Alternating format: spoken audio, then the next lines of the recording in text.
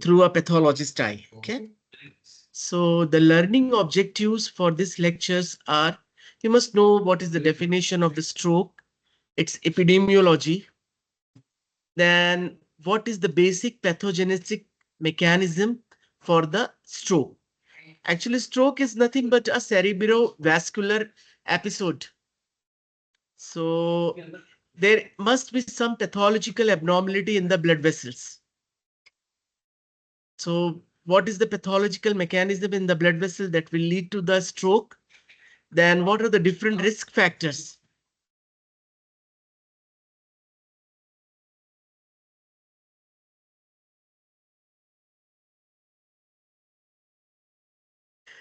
No.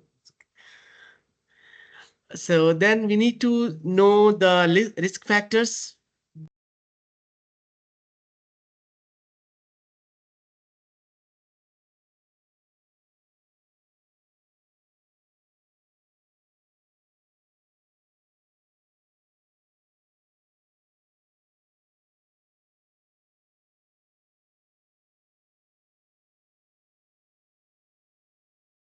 So I'm sorry for the interruption. So then we need to define the different risk factors for the stroke, and then what are the different types of stroke, why there is important to know the different types of stroke, and how there is ischemia which will lead to different mechanism or different pathogenetic mechanism of different type of strokes. And once the stroke has happened in the brain of a person, how it will going to repair. So we must know about a basic repair mechanism that follow and a cerebrovascular accident. So stroke, what do you call, when do you call stroke? It is a clinical definition. When you call it sudden onset of acute focal or sometime global neurological deficit. What do you mean by neurological deficit? Like weakness in the body. There is like some abnormalities on the face, slurring of the speech, loss of vision, any function, let it be the motor or sensory function of the brain.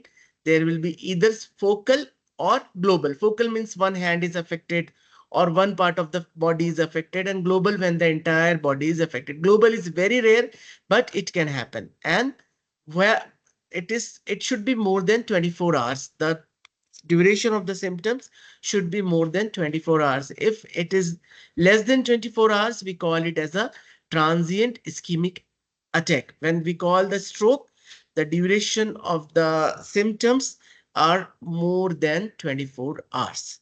And there is always a pathological process or some disease process in the blood vessel. Why the stroke is very important? You see, the brain is just 1 to 2% of the body weight. But when it comes to the receiving of the blood supply, it receives almost 15% of the body weight and 20% of the oxygen consumption. So it means the neurons, the brain cells are very highly performing cells, so that their requirement of the oxygen and the blood supply is definitely more than that of the body weight of that organ. Okay. And one more thing is that the blood flow to the brain remain almost every time constant. Okay, even like you have hypotension or hypertension, the blood flow remain constant because there is an auto-regulation of the vascular resistance which provide a constant blood flow to the brain. Even though we are suffering from some hypotension or some hypertension, but the blood flow will not increase, whereby the neurons play regulation of all body functions. Okay. So stroke is a clinical designation or clinical definition which applies to all cerebrovascular accidents. So when you see in the wards, some people will use cerebrovascular accidents, cerebrovascular episodes, CVE, CVA, rather than calling it as a stroke, because stroke is a clinical word. So to better this definition of this terminology is cerebrovascular accident or cerebrovascular episode. Are you following me? Yes. Okay, Yes. good. So what is the reason? Reason for the cerebrovascular episode or accident is ischemia. There is reduction in the blood supply to a part of the brain. This reduction may be due to some blockage of the artery, or there is hemorrhage. When you call it is hemorrhage, so why there is a reduction in the blood supply? Because the hemorrhage is that the vessel is ruptured. So blood is coming out of the blood vessel and not reaching to the its actual destination. You take a pipe, you fill a bucket from that pipe of water, and if you rupture the pipe somewhere before reaching the bucket, so there is water will flow outside, but it will not reach to the bucket. So that's why hemorrhage also will lead to ischemia. Why? Because the actual amount of blood is not reaching to the target place of the brain. Okay. And the epidemiology, the stroke epidemiology is very high, almost 750,000 in USA annually. And the same number or percentage you see in the Saudi Arabia, you see entire world. If say like it's seen 25% of the population in the USA, it will be seen 25% of the population in. So it epidemiology is more or less similar in throughout the world. Okay. And in Saudi Arabia, it has been increased. And that increase is drastically. Last 30, 40 years, you see, you will find 29% per 100,000 per year. So it's a big number. So if you see 100,000 people, out of that 29 to 30 people person will have stroke in them. Okay. And the overall stroke prevalence was 2.5%. If you see in a 100 people, there is estimated incidence about 2.5%. 2.5% out of 100 will have a prevalence of the stroke. And it is the third most common cause of death. Okay. So you must know what is the first and second most common cause of death. The stroke accounts for the third most common cause for the death. And number one leading cause of disability.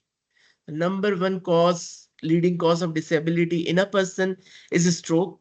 50 to 75% of the person who has got stroke will be functionally independent. They will have some kind of difficult disability, but they will be independent. They can do their daily work, day-to-day work independently. But 25% will live with permanent disability. If someone has lost the ability to use his hand or food, it will be permanently. Okay. Along with the functional or motor disability, there is also cognitive, emotional, and financial impact of the stroke, because it will cause disability in a person, and that disability will lead to the physical disability will lead to the cognitive, emotional, and financial impact. Same happen in our patient Omar. He has to lose his job. He has to look for some work which can be fit for his disability. He went through a lot of emotional turbulences, and finally he landed up into generalized anxiety disorder. So what are the risk factors for stroke? Okay. So you have non-modifiable risk factor. Okay. This risk factor cannot be modified, like age. You will become old. Okay. You cannot become young.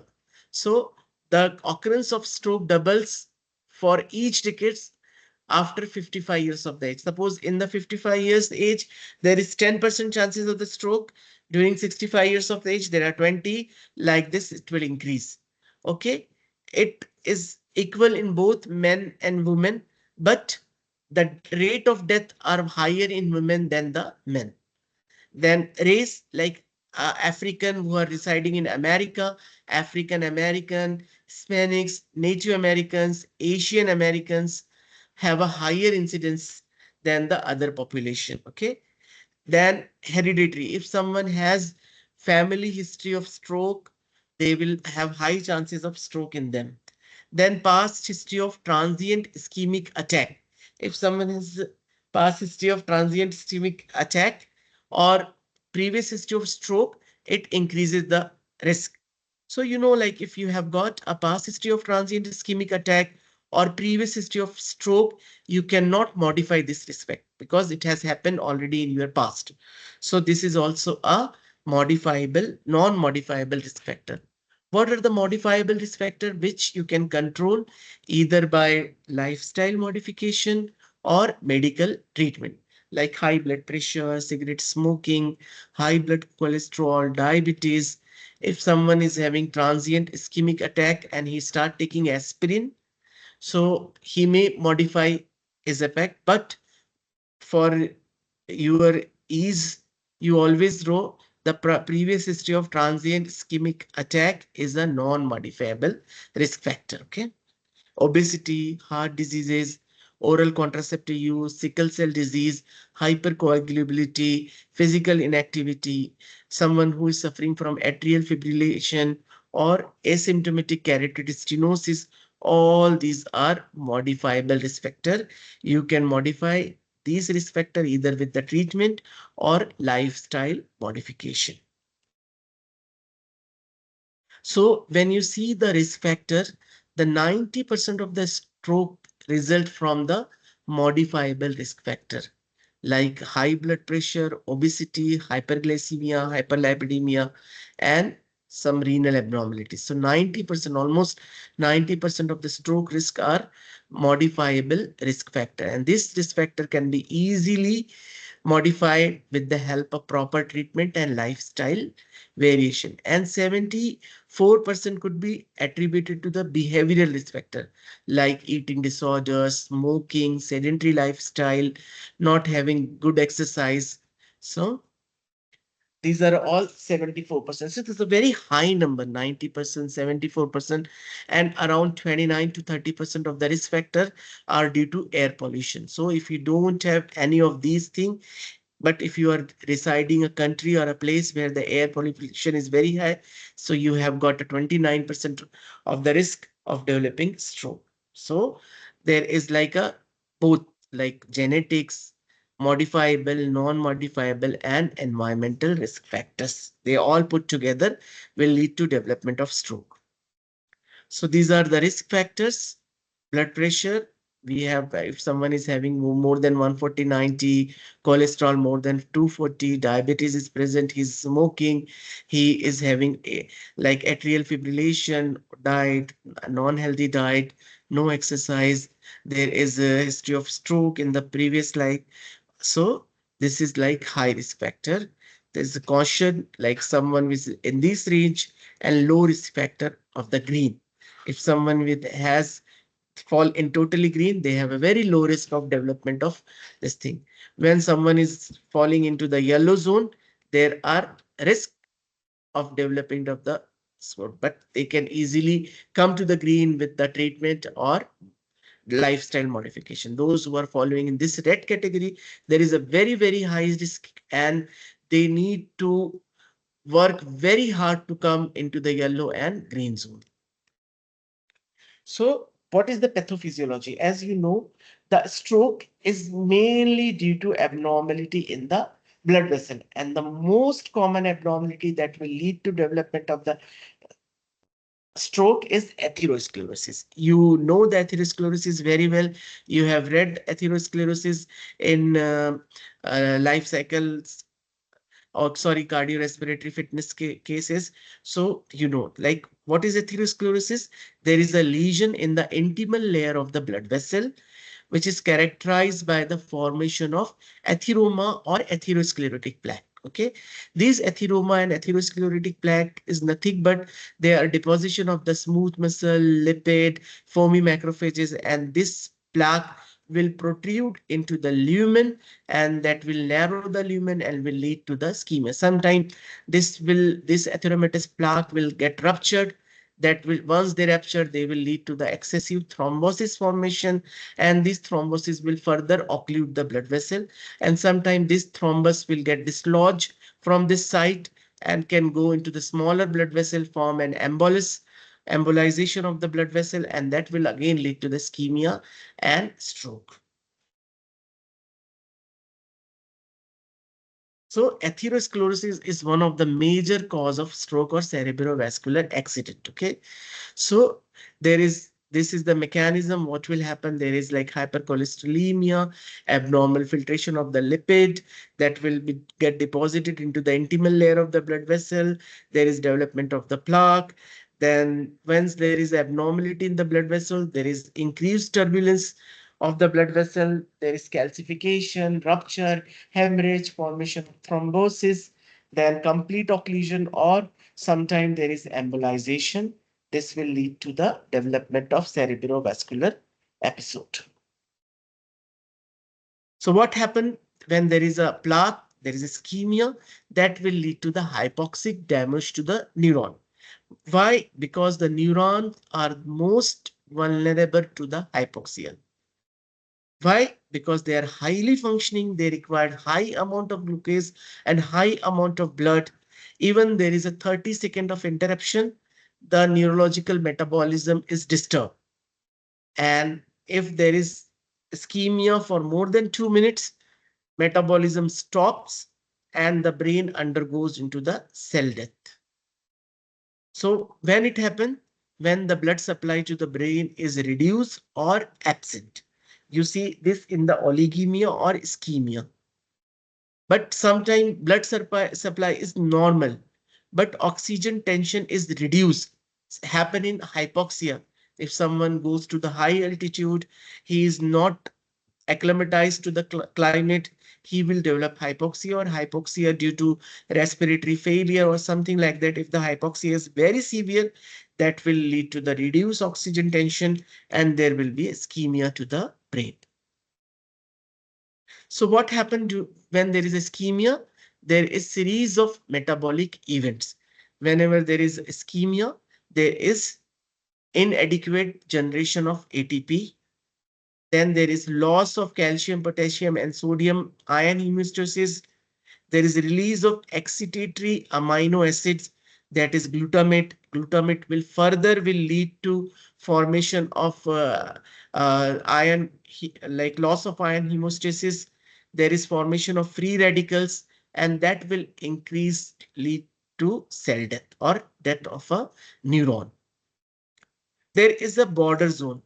There is an area of necrosis or ischemia. There is a normal area and there is a border zone between the area of ischemia and normal. And these border zones are very, very important. You can prevent development of ischemia in this border zone if the blood supply is reduced immediately, say less than 3 hours. If you can identify the stroke and you can know the cause and you can start treatment earlier, that will lead to the further destruction of the border zone of the brain, and that can limit the disability and help into the early recovery of that patient. That's why for Omar, the colleagues know, they have just seen the uh, health awareness program. They could identify that he might be developing some medical emergency. They call the ambulance earlier and he has been shifted earlier to the hospital. So the damage was restricted for him. So this is the pathophysiology of the stroke. There is arterial occlusion that will lead to the ischemia. There is depletion of the energy. There is influx of the calcium and sodium, but most important is calcium here over here. There is proteolysis of the cell membrane. There is damage of the cell membrane, then proteolysis of the intracellular organelles and the cell death. There is also thrombosis. Whenever there is a thrombosis, that might lead to again some reperfusion or bringing of inflammation. Inflammation will bring leukocyte. Leukocyte will lead to the formation of free radical, and this free radical will also lead to the cell death. Energy failure due to the reduced ATP formation, there is damage to the mitochondria. There is another mechanism of cell death, which is known as apoptosis, necrosis and apoptosis. Eventually, if there is ischemia or arterial occlusion, there is a final event of the cell death. So what are the mechanism? There is a depletion of ATP, damage of mitochondria, influx of the calcium. There is influx of sodium, calcium, as and influx of potassium. But the most important event over here is influx of calcium ion and loss of calcium homeostasis. Then there is accumulation of oxygen free radical species. These free radicals will also lead to the cell death, and there is defect in membrane permeability, membrane damage. Once the membrane damage is of a cell, the cell will undergo necrosis. So depletion of ATP, mitochondrial damage, influx of calcium, and free radical induced injury. There is also they call there is apart from this ischemia, there is a reperfusion injury. What do you mean by reperfusion injury? When there is a ischemia or a thrombus formation. So what will happen? The body try to develop some channels in a occluded blood vessel, and that will bring the fresh blood to the damaged area. This fresh blood will bring more inflammatory cells and more oxygen, already a damaged area. That damaged area is not able to tolerate this much amount of uh, oxygen and inflammatory cells. So there is formation of free radicals, and that free radicals will further increase the injury. So reperfusion injury is a cause, a further cause of a deterioration of a person who has a stroke, and you give him thrombolytic therapy. Instead of improving, the person is developing more severe symptoms. That can be explained by the reperfusion injury. Reperfusion injury can happen automatically, or it can also happen when you go to the clot, when you do the clot busting treatment, or you do the thrombolytic treatment to the patient. Okay. So you understood about the reperfusion injury? Yes. Okay, good. So now we go to the stroke, the cerebrovascular accident or stroke. It is classified into two broad categories. Ischemic stroke, which is more common than the hemorrhagic stroke. Ischemic stroke could be due to two more reasons. Either it's due to a embolization, there is thrombosis somewhere else in the deep vein of the legs or in the heart.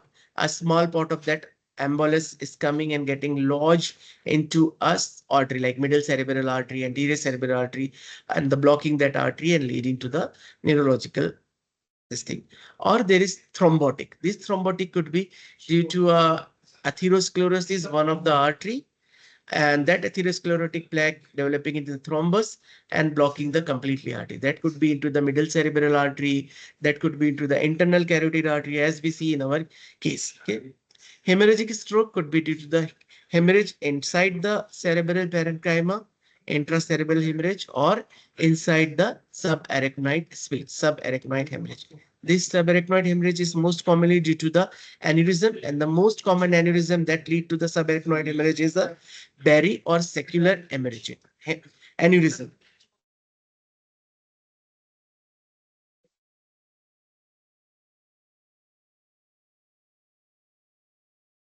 So this Barry or secular aneurysm mostly seen with some congenital anomalies. So ischemic stroke, there is inadequate blood flow to the brain from partial or complete occlusion of an artery. Okay. Extent of a stroke depends on rapidity of onset, how rapid it is developing. Size of the lesion, how big or small. Bigger the size, more neurological deficit, more deformity. Smaller the size, lesser neurological deficit can easily be treated. You can take out this thrombus, can easily burst this thrombus. Okay. And presence of collateral circulation. If there is good collateral circulation, the effect of ischemia will be less, and there will be less clinical sign and symptoms. So the stroke depends upon rapidity, size, and presence of the symptom may progress in the first 72 hours because there is chances of more infarction. There is maybe chances of reperfusion injury or development of cerebral edema. Okay, so type we already know: embolic and thrombotic stroke. Embolic, the embolus comes from a different artery and block a cerebral artery, okay, which will result in the infarction, and there is a Also, if there is a larger area is involved, there is development of the cerebral edema. This cerebral edema will further deteriorate the patient condition. That will also lead to the pressure on the blood vessel, and that will also in turn lead to the increased ischemia. Embolic stroke is the most common cause of the stroke. Okay, they can either come from the endocardial from the chamber of the heart, or they can also come from the atheromatous plaque in the carotid artery, or they can also come paradoxical embolism from a deep vein thrombosis. Okay. Rapid occurrence with severe symptom. So body does not have time for the collateral circulation. So if there is a very rapid onset, very severe symptom, less collateral symptom, more damage. Okay. It can happen in any age group, but incidence increases after fifth decade. Okay. If recurrence, the stroke has a high chances of recurrence if the underlying cause is not treated. Like if suppose there is a atheromatous plaque in the carotid artery, if you don't do the endarterectomy, if you don't treat the hyperglycemia, if you don't treat the diabetes and hypertension, there is always high chances of recurrence. Thrombotic stroke, usually there is a thrombus formation inside the blood vessel. Okay, this thrombus usually develop on a atheromatous plaque and most commonly seen with the hypertension and diabetes mellitus. Okay, in thrombosis there are chances of transient ischemic attack. Okay, because patient will have transient ischemic attack because of the developing thrombus. If it is not diagnosed and treated early, the thrombus will block completely the lumen of a blood vessel and lead to the sign and symptoms of the stroke. What is lacunar stroke? It is developed in, like, there is development of the cavity, small cavitatory lesion in the place of infarcted brain tissue, and that will lead to the considerable neurological deficit like motor haploplasia, contralateral loss of sensation, and motor ability. So what is lacunar infarct? A small crescent shape or moon shape cavity inside the brain parenchyma due to infarction of that area. The common site of atherosclerosis you see into the internal carotid artery, middle cerebral artery, in the internal capsule, region of the internal capsule, as we see in our patient, we have got in the internal carotid artery as well as bleeding in the internal capsule. Okay. There could be multiple microinfarcts. So these are all the areas where you can see the atherosclerosis, bifurcation of the arteries.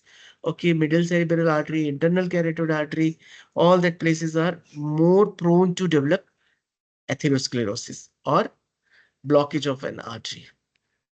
This is the areas, what is the arteries affected and what is the area affected over here. This is just for you to see when there is a middle cerebral artery superior division is infected, what part of the brain will be affected, inferior division is affected, what part of the brain is affected, and what function will be lost. Okay. So initial days, the physician will see the sign and symptom of the patient and do the examination, find out the neurological deficit. And with that examination and history, they could come to know what part of the artery is affected in this patient. So it's very important for you to know what artery supply which part of the brain and what function is responsible for that part of the brain. Okay. So that if you see the posterior cerebral artery deep branches is affected, so what area could be affected in this patient? Okay. So there may be affection of the caudate, so or put thalamus. So you might find the affected lesion in that area. Whenever there is a ischemia, that will lead to the necrosis and that will develop to the infarction. Smaller infarcts may not produce any symptoms usually seen in the elderly patient. And if they have hypertension, they have many small infarcts, but they don't have any sign and symptoms. Sometimes if they have a multiple infarct in cerebral cortex, they may develop dementia.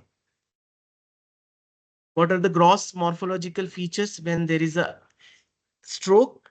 So these are the changes which can be seen with the gross examination. Okay. So when first 6 hours, you will not see any gross changes. Okay. When the injury changes into the irreversible injury, so you will see by 48 hours, the brain part of the affected tissue has become more paler, soft, and swollen. there is loss of demarcation between the gray and white matter.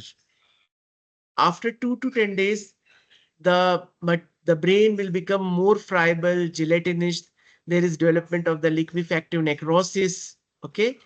And after 10 to 3 weeks, you will eventually find a cyst, fluid filled area in the brain, which is known as a glial cyst, surrounded by a thick wall of a glial tissue.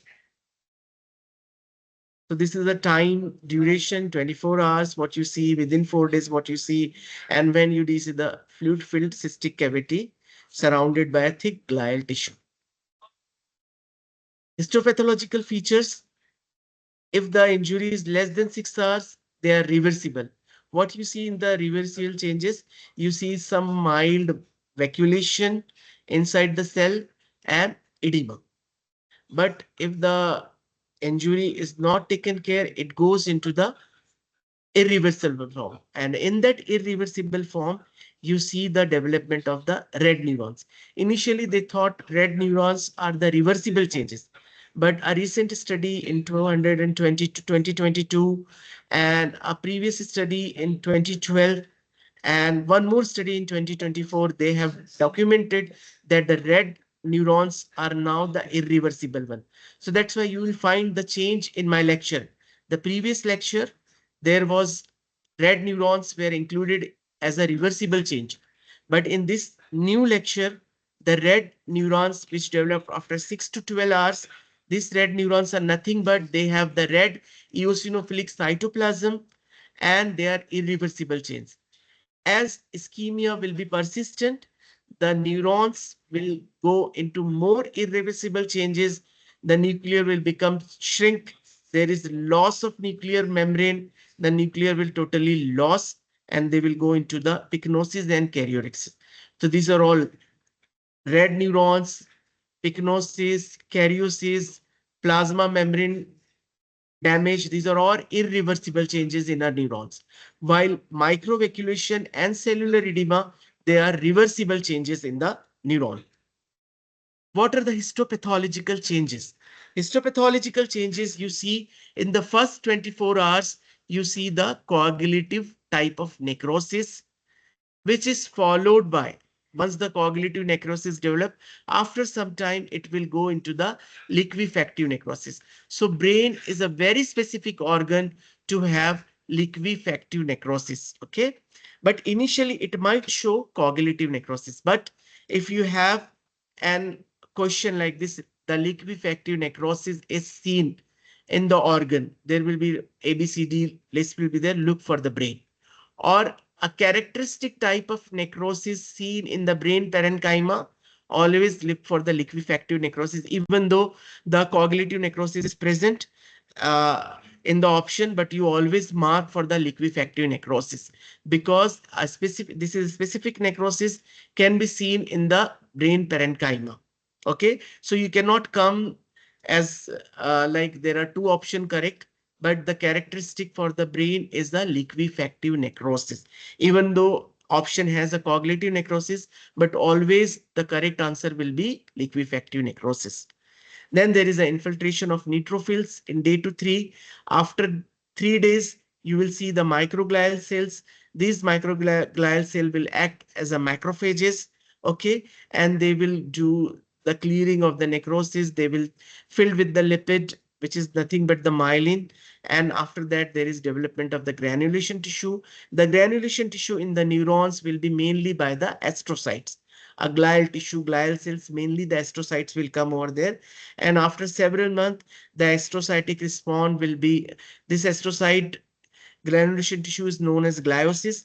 This will try to slightly reduce, and there is formation of a thin fluid filled cystic spaces, and these cystic spaces are lined by the thick glial bone. So this is like you see the edema in the initial stages, then as the necrosis progresses from this edema, they go to the reversible changes. There is development of the necrosis, infiltration by the neutrophil and macrophages. And in the later stages, you'll find these cyst-like spaces in the brain, which is surrounded by a thick glial tissue. So this is usually immediately less than 6 hours. This is usually 3 to 7 days, and this is months after infarct. Hemorrhagic strokes are less common than the ischemic stroke. They result usually from the bleeding into the brain tissue. The bleeding can be inside the cerebral parenchyma or can be inside the subarachnoid spaces.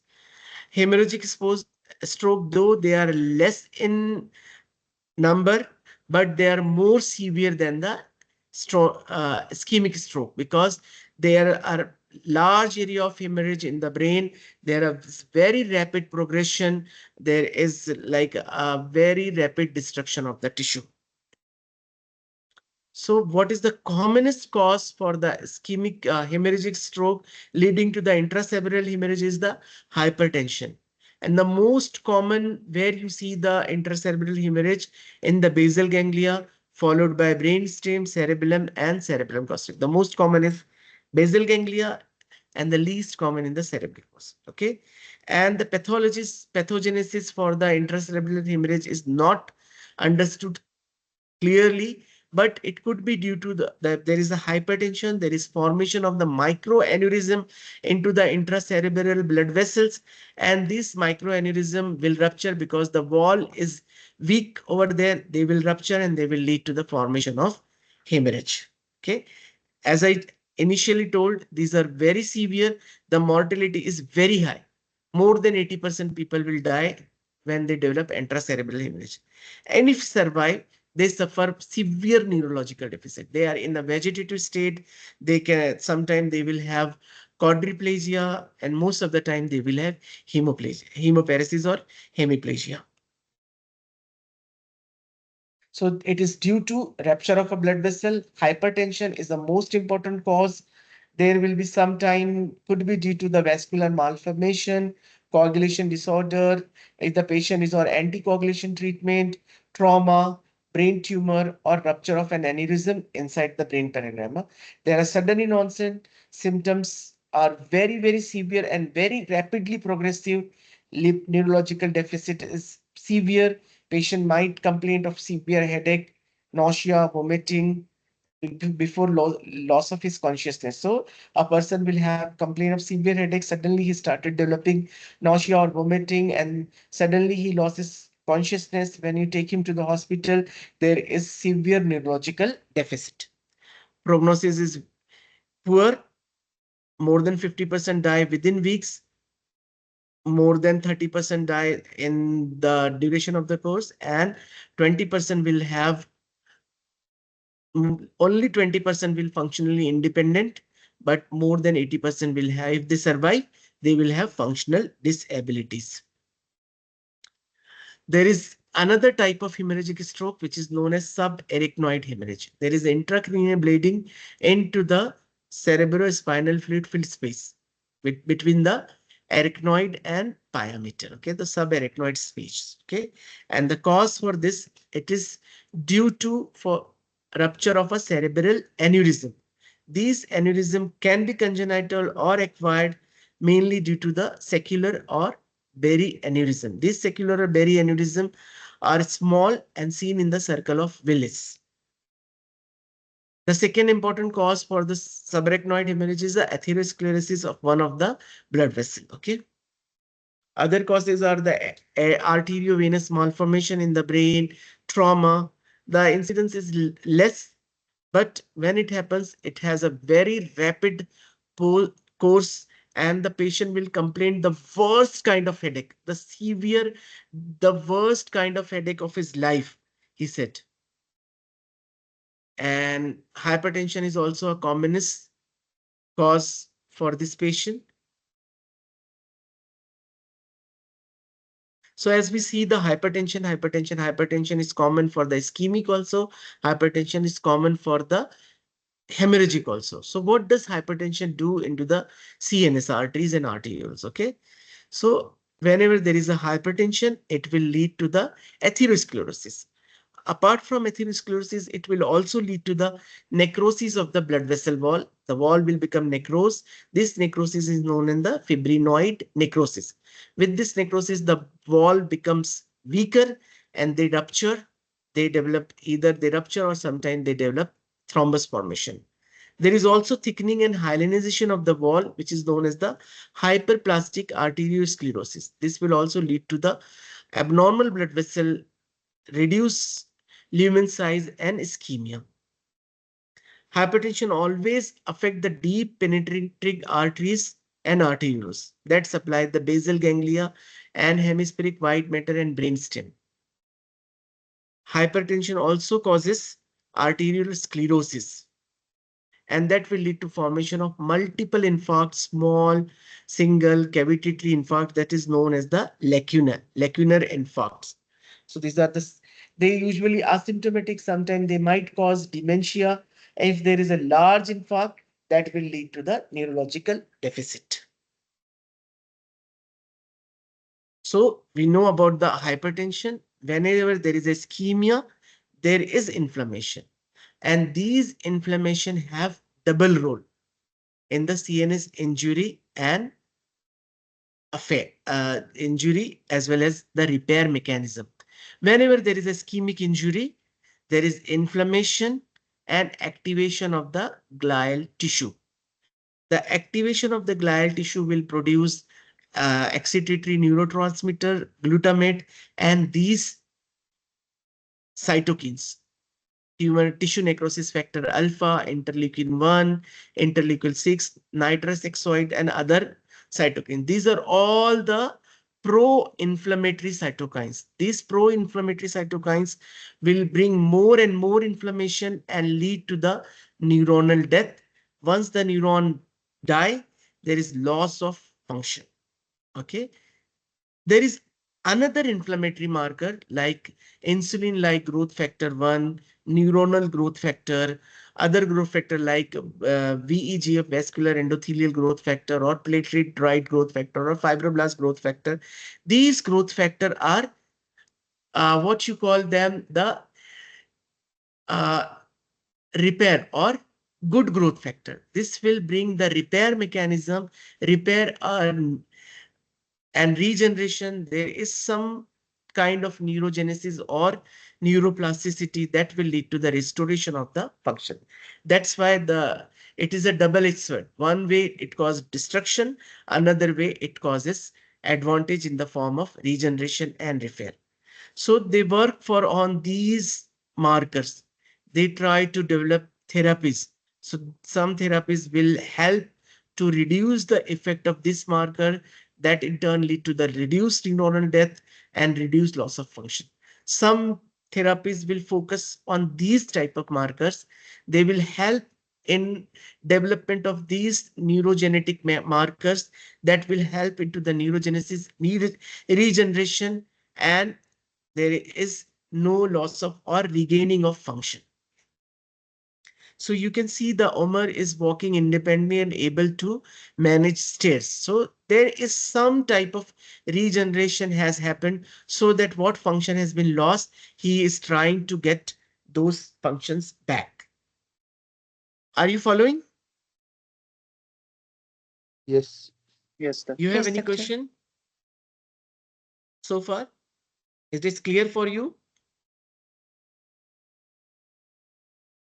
So far, so good. Yes. Okay, good.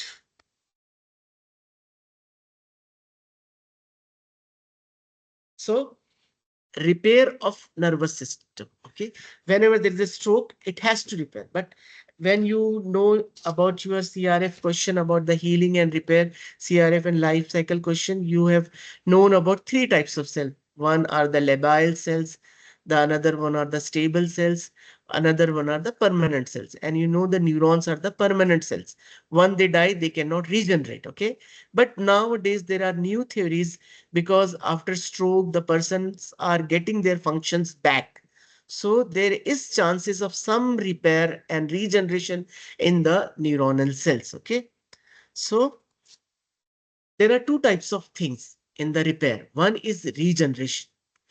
When the regeneration is happening, the same cell is getting regenerating and that the same function is coming back. And the second is known as repair by the connective tissue, fibrosis in the normal connective tissue, and gliosis in the CNS.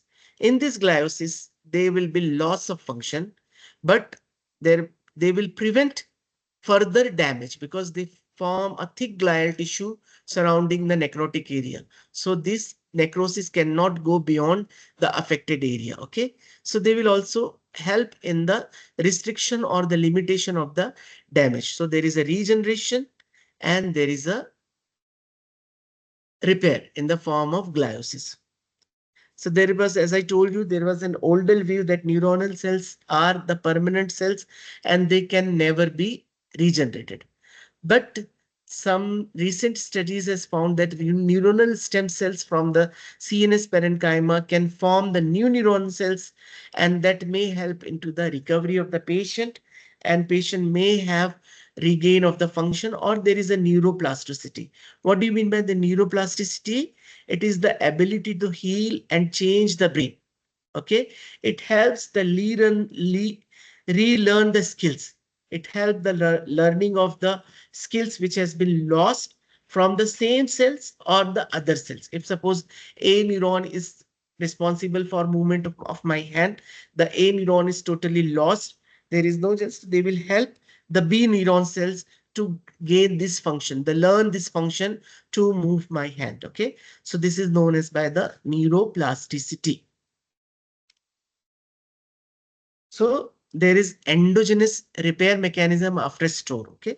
So what happened? There is restoration of the neuronal network, either by the neuroplasticity or neurogenesis. There is some stem cells in the brain parenchyma that will help to regenerate the neuron, or they either, if they are not able to regenerate the lost neuron, whatever the neurons are preserved, they will make them neuron to learn the plasticity, to learn the skill which has been lost. Okay. There is, once this regeneration is happening, we need the blood supply. So there is formation of blood vessel, angiogenesis. Okay. Then there is micro or microglia cells, which are macrophages. They will bring some good like growth factor, like vascular endothelial growth factor, platelet derived growth factor. These growth factors will help to regenerate the neurons. Okay. And there is formation of the thick glial tissue surrounding this inflammatory ischemic area that will protect another normal brain from these damage. So there are these restoration of the neurons, restoration of the blood supply, neuro repair by the microglia with the help of macrophages, and protection of the non-injured blood tissue from the glial cell. So stem cells will help to develop some type of cells. This is a slide just to explain them how neurogenesis will help the brain cells. Then there is like sometime they have the adult cortex have reorganization. So there will be like some, we do the rehabilitation program, we do the physiotherapy rehabilitation center, they start working on the lost function. So this will try to gain some of the function. Okay. This is also help them. Sometimes they have found the musician have a high somatosensory cortex. Okay. So they will try to help them with the help of music therapy, with the help of physiotherapy. They will do the different kind of exercise on the person. They will also take the help of speech and language therapy so that they can regain the lost function in the person. So then there is another role of angiogenesis. Angiogenesis is the formation of new blood vessels which help, very, very essential role in the healing process, and also have a role in the tumor development. Okay. So there are two type of marker. One is the VEGF, another one is the angiopoietin. Angiopoietin are work through Tie receptors and they will help in the angiogenesis in the inflammation. There are two type of VEGFR2. This VEGFR2 or vascular endothelial growth factor receptor 2 will help angiogenesis in the repair. And there is VEGFR1 and neuropilin. They will help angiogenesis in the embryonic development. So what is the important function for the repair, we have angiopoietin and VEGFR2.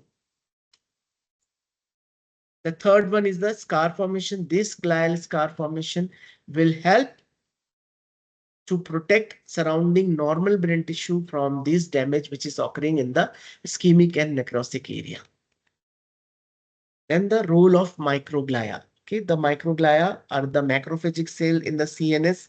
Okay, they have two type of microglia: M1 activated non-phagocytic microglia. They produce inflammatory cytokines, while M2 activated phagocytic cells remove debris and produce growth factors, and that help in neurogenesis. So M1 are the one which will bring the tissue injury, while the M2 will help into the tissue repair. So these are the two type of microglia, M1 and M2. M1 activated, they will produce inflammation and inflammatory cytokines, while M2 are the activated microglia, they will help into the tissue repair.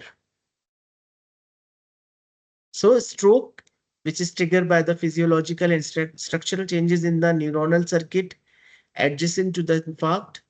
These changes affect stroke recovery and can be manipulated by to leave the neural cells. So as I told you, there is an area surrounding between the ischemic tissue and the healthy brain tissue. This area in the radiological investigation known as the penumbra. And this research in this area will help a lot in the treatment of stroke. There is apoptotic mechanism. You can search for the apoptotic gene. You can search for the apoptotic cytokines. These cytokines and genes will help in like restriction of the injury, and they will also help in the healing of the already damaged tissue. So this is all about our lecture. I will share this new lecture to you so that you can go through, because there are some minor changes from the previous lecture to our lecture. If you have any difficulty, you want to ask any question, you can ask me anytime through my WhatsApp.